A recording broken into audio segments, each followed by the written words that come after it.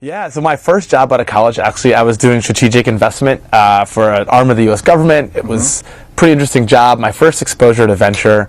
And there's two things I learned as a straight out of college venture capitalist. I was lucky enough to be on some boards as an observer, and I realized when we were in board meetings, there were some people who would talk where the CEO would you could see him sort of rolling his eyes or politely paying attention. And there were some people who, when they would talk, CEO would sort of stop what he was doing or she was doing and lean in and pay attention. I noticed the people who the CEOs listened to were the ones who had real world operating experience or who'd been so successful as investors that they kind of had to pay attention. And it became really clear to me that as someone who had just graduated from school, no matter how smart I might have thought I was, there was a whole wealth of experiences in life I just hadn't had.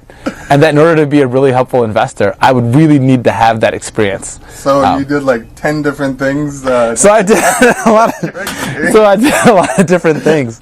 And I remember when I was getting ready to wrap up my time at my VC fund, I asked my boss, who'd been the CEO of two publicly traded games companies. I said, what's the best preparation for being a CEO if I want to do that someday? When I was all of 24 years old. He goes, there's no preparation. You just have to do it.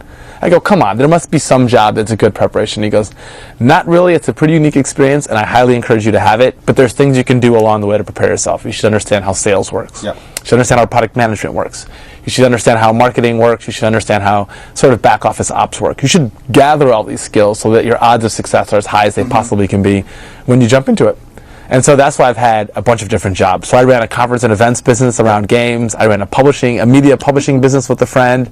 I was a product manager at an enterprise startup. I was a business development manager at Google. I started a company and ran that for a while. I've had a wide variety of experiences, but they've all been super useful in kind of rounding out just my business background.